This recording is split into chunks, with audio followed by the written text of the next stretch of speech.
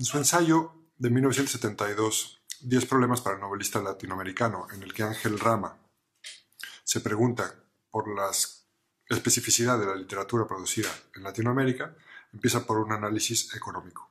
Era medio marxista. Rama argumenta que, a diferencia de Europa o de Estados Unidos, en Latinoamérica no hay un mercado literario suficientemente grande que permita que los autores vivan de la venta de sus libros. Por lo tanto, todos los autores han de buscar otros modos de ganarse la vida. Rama enumera las 3 más comunes: periodista, académico o funcionario cultural. Es muy curioso darse cuenta que casi 50 años después, las condiciones para los escritores en Latinoamérica son prácticamente las mismas. Muchos años después, Ricardo Piglia lanzó una puya en su libro El último lector, publicado por Anagrama, en el que se retomaba una intuición similar. Él decía que para estudiar la literatura, en realidad habría que hacer una historia del modo como los escritores se ganaban la vida.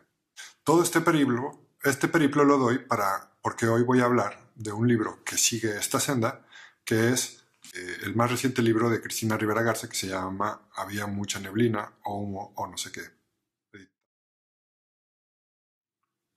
Cristina Rivera Garza toma esta intuición inicial de Piglia para indagar en la vida y obra de su escritor favorito, Juan Rulfo, que por cierto también es mi escritor mexicano favorito.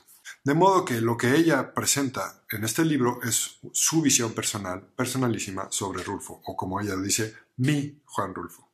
De modo que hay una serie de textos inclasificables, por otra parte, que tratan de indagar en el modo como Rulfo se ganó la vida. Y básicamente se la ganó durante muchos años de 2 maneras. Como representante o vendedor de la empresa Goodrich Euskadi, la primera gran fábrica de llantas en México, o como funcionario de la Comisión del Papaloapan, que fue una gran iniciativa gubernamental a finales de los 50 en México, que construyó un embalse en el río Papaloapan y que prometía, a partir de grandes obras de infraestructura, modernizar la vida de algunos pueblos que vivían en la pobreza. El retrato que Rivera Garza presenta de Rulfo, a partir de sus textos y de sus fotografías, porque, ojo, era un espléndido fotógrafo, es el de un hombre que está en una posición ambigua. Por un lado, es testigo privilegiado de la vida de los campesinos, de la vida de los indígenas, a través de sus viajes a la Sierra Mije y a otras zonas del país.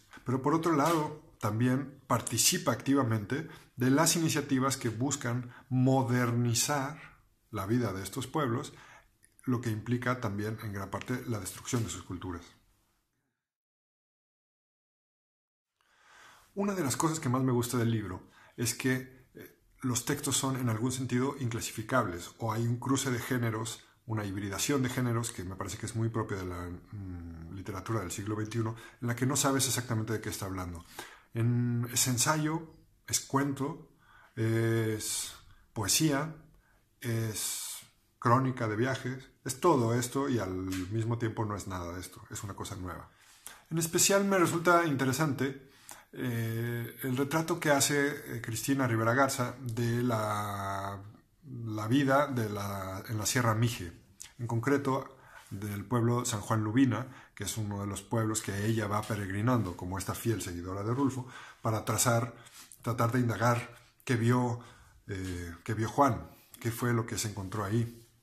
Y en estas crónicas hay me parece que una visión muy peculiar, muy particular sobre la vida del campo en México, sobre el abandono de las comunidades indígenas y al mismo tiempo sobre la riqueza de su vida en común.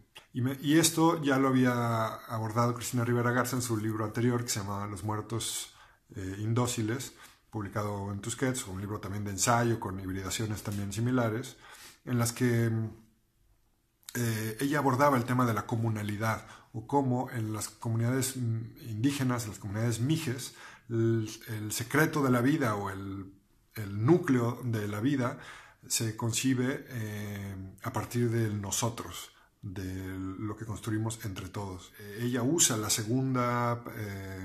primera persona del plural, en nosotros, para escribir estas crónicas deliberadamente colectivas y me parece que consigue un efecto muy interesante sobre para pensar quiénes somos y qué hacemos.